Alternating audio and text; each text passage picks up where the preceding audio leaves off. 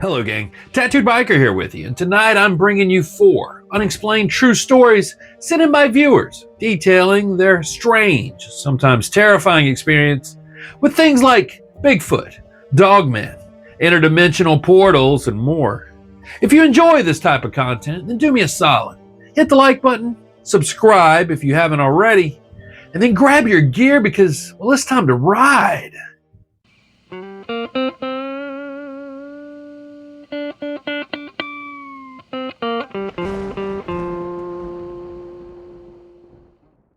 In our first email of the evening, an enormous not deer is encountered in a Chicago suburban park.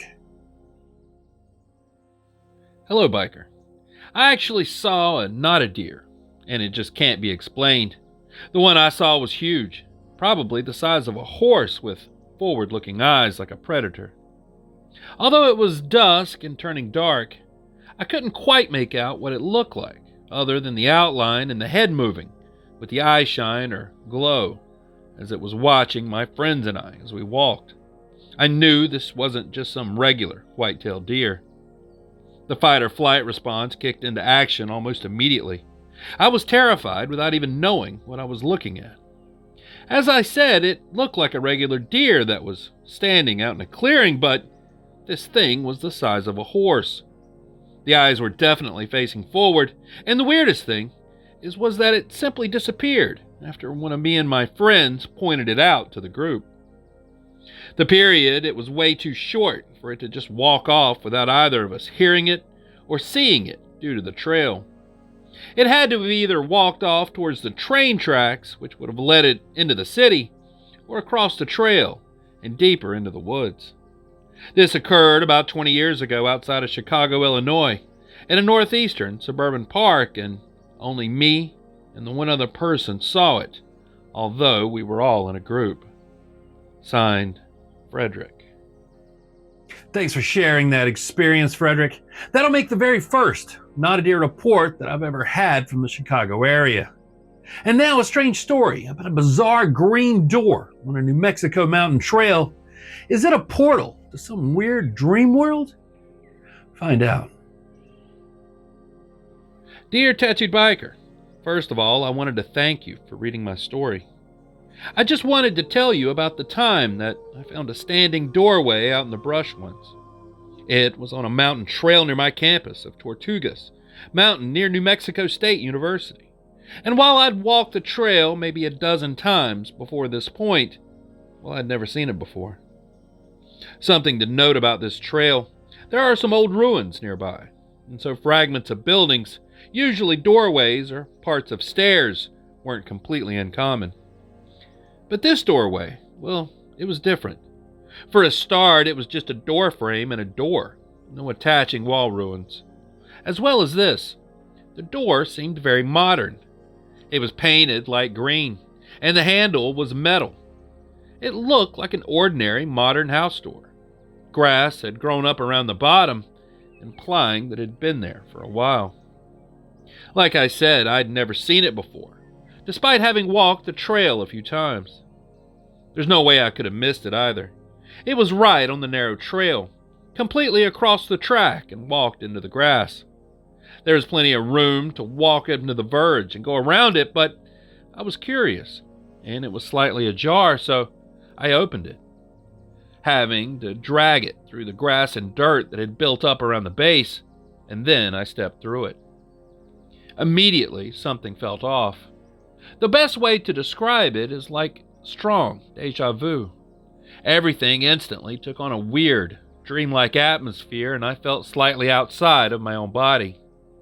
The trail looked the same ahead of me, but it all flickered, like in a heat haze, and the colors were super saturated. The strange dream feeling faded slightly, and I was overcome with a sudden feeling of dread, and I darted back through the door again. Immediately, everything felt normal. I looked through the door from where I was now standing, and the trail also looked normal. I closed the door and walked around it, and nothing strange happened for the rest of the walk. I went back up to that trail several more times, but I never saw the door again. Around campus, the rumor is that There's a lot of freaky things on that mountain. Signed, Carter. Thanks, Carter. And that area is known to have strange phenomena of all kinds. So I believe your story 100%. Up next, a Northern Indiana experience retells his encounter with a tall alien humanoid while walking to work. He is frustrated that no one will believe him. Dear Biker, I reside in a medium-sized town in northern Indiana. I was on my way to work when I heard some rustling in the bushes across the road from me. I looked and I couldn't see anything, so I just ignored it and carried on walking. As I got to the end of the road, I was about to turn and walk down the hill to the bottom of the next road when I looked around and I see a man on a push bike coming down the hill on the opposite side. As he got further along the road, the lampposts started to go off one by one as he passed them, and he seemed shocked by something that he had seen in the darkness. He falls off his push bike and loudly shouted at some obscene language. He then got up off the ground and brushed himself off before he picked up his bike and got back on. He then pedaled off at a speed down the road. I looked around and I saw a shadow dart from a tree and into the bushes. And I thought to myself, did I just see that, or did I imagine it? It was running late, so I carried on, walking to work. Well, the next day I was on my way to work, passing by the same area of bushes when, just like the previous day, I heard something rustling around in there. Once again, I ignored it and just walked by. I got to the end of the road like I did the day before, and I looked around at the area where the man had fallen off his bike. I chuckled to myself because I had found it mildly amusing at the time. But then to my surprise, the lampposts started to go off one by one, leaving one lamppost lit just like the day before. Then all of a sudden there was an eerie silence that fell upon the area, and I could see something moving around in the shadows. I was spooked, so I quickly ran a bit further down the road to a safe vantage point. And there I continued watching, just to see who or what might emerge from the darkness. And then I saw what it was, and it shocked me to the core. There was an alien creature that was humanoid and tall. It had long, spindly arms that hung down past its knees. Its hands only appeared to have 3 fingers, with no opposing thumbs. Then I looked up at its head, which was large and oval, with big, black, almond-shaped eyes and 2 small holes where the nose should be, with a mouth that had human-like teeth. Now this alien was looking right at me, and it appeared to be slowly moving in my direction. I got the gut feeling that the alien wanted to walk over to me and communicate, but I was way too freaked out and scared by its appearance, so I immediately stepped backwards in shock, which caused it to react and stop. I could see that the alien had a look of disappointment on its face before it slowly turned around and headed back across the road, strangely swinging its spindly long arms from side to side as it moved. Its movement was very bizarre. There was a closed metal gate in the direction I was heading, and to my shock, the alien passed right through it, like it wasn't even there. I was in shock, and I immediately took off running. I ran all the way to work, and when I arrived, one of my work colleagues said that she had passed me in the car and had seen me frantically running along the road. She laughed and said, "Were you worried about being late again, John?" I replied to her and said, "Yes, I was running a bit late." I couldn't tell her, or anyone for that matter, what had really taken place because they would have thought that I was completely crazy. The whole workforce would have mocked me for years to come. I only wish that I could tell my colleague the truth, but I doubt that she would believe me. If only we lived in a free society where you weren't condemned and laughed at for telling the truth. It still upsets me that even my best friend doesn't believe me and thinks this is all some kind of joke. Well, I can reassure everybody that this is not a joke, and I was totally truthful about my strange encounter, and it doesn't get any easier every time I see something or try to tell someone. This incident took place back in 2010, but it still freaks me out to this day. All the best. Signed, Jason. Thanks, Jason, for sharing your story. If it's any consolation, I believe it, and that's why I shared it here. And now finally, a Dogman encounter in Waller County, Texas, that results in the witness changing their normal routines out of fear that they may encounter the beast again. Dear Biker, a friend and I came across this amber-eyed creature on April 15th, 2023 in Patterson, Texas, in Waller County. It was around 11:30 p.m. and we cut through Morton Road. We backed out of that dirt road so fast and then drove south on Durkin and then left onto Royal Road, the entire time looking over to the open field with our spotlight and the one rifle in the truck. Once we had made it onto 362 and headed south, we started to feel a bit more relaxed. And then we took it all the way south to 359 and then made a left on Highway 90, not stopping until we made it to our friend's house. We were coming from Patterson, Texas, where one of our other friends lives. We always like to drive through that patch on Morton Road during the day because, well, it's like off-roading. We originally thought of heading to Royal High School over on Royal Road, but we instead decided to turn left and off-road at night when we drove past Morton. It's the reason why we were so chilled about coming across what we thought was just a large dog, until it turned around and stood up on its hind legs and roared at us. Its roar was deep and low, and it rattled the entire truck. Now, my buddy's truck is lifted, and usually when I stand in front of the hood, it's around the high part of my chest. But when this thing stood up, well, you could almost see most of the waist area, so it had to be much, much taller than me. I can't give an exact measurement because, well, I just don't know. All I do know is that it wasn't a bear. I've seen black bears before, and the spotlight caught this thing, and when it did, well, it looked like my buddy's German Shepherd with amber-looking eyes.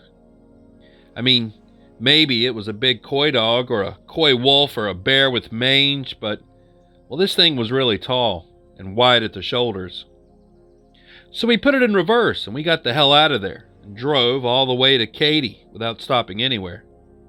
When we got there, we barricaded ourselves in with AR-15s and shotguns, just sitting there in the dark with our backs to each other for the rest of the night. We didn't leave the house until midday on Sunday to check the dashboard camera, which had recorded over the entire incident the previous night. Our cell phones recorded nothing but jumble, and my buddy's dog wouldn't come near the truck as it kept whimpering around it with its tail behind its legs. The dashboard camera recorded all the data on Sunday. We went through it, and it was from when the truck was parked at our friend's house.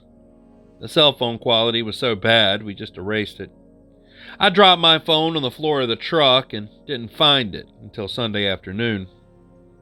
It's really not something we were planning for, like most of the videos that you seem to see on the web. Monday morning came around and we all called in sick because, well, we refused to leave the house until the sun was up. This obviously upset our parents, who thought we were just being irresponsible. And so we finally mustered up the courage to return to Morton Road on Monday afternoon.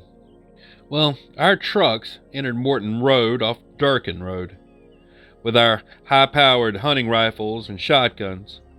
We never did find any tracks either, which is kind of weird because it had rained heavily the past few days, so the ground was soft, and there was even standing water here and there. The only thing that we ended up finding was this awful stench, like something had died, mixed with a metallic smell and ammonia. The dogs that we'd brought with us, 2 German Shepherds and 2 others, were all whimpering nervously around the site like, well, they didn't want to be there. After the incident, I spent the rest of April just reading everything I could about Dogman encounters. My other 3 friends don't want to talk about it, and one broke up with his girlfriend of 3 years because he just refused to spend the weekend hiking with her through the reservoir. They got back together after we were able to get him to open up about it, but I'm the only one that's ever put this out to the public. It's been quite a while now, and I still refuse to be out later than sundown. I don't leave the house early in the morning anymore to go to the gym at 5 a.m. In fact, I've changed my life around completely, and that includes no more before bed walks at night with the dog.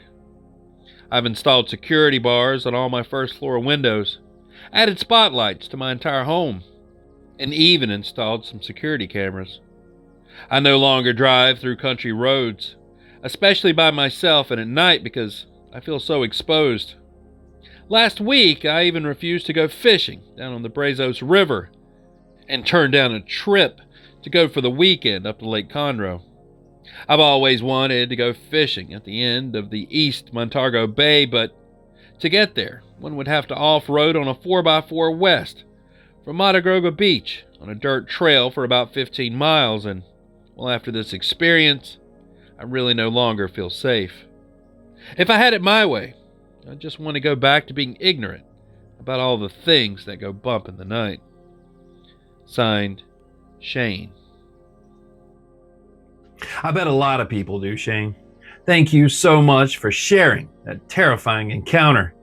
And that concludes all the real cryptid encounter stories and unexplained reports I have for you this evening. So as always, I'm anxious to read your thoughts and theories about these down in the comments below, but please keep it respectful to the witnesses. And if you have an unexplained experience or a strange encounter that you want to share, just send it to the email address in the description and, well, your story may just wind up in a future video. Anyways, thanks again for joining this old biker through another strange ride. Really appreciate you. And until next time, stay curious, stay vigilant, stay safe, and I'll be seeing you on down the road a ways. Biker out.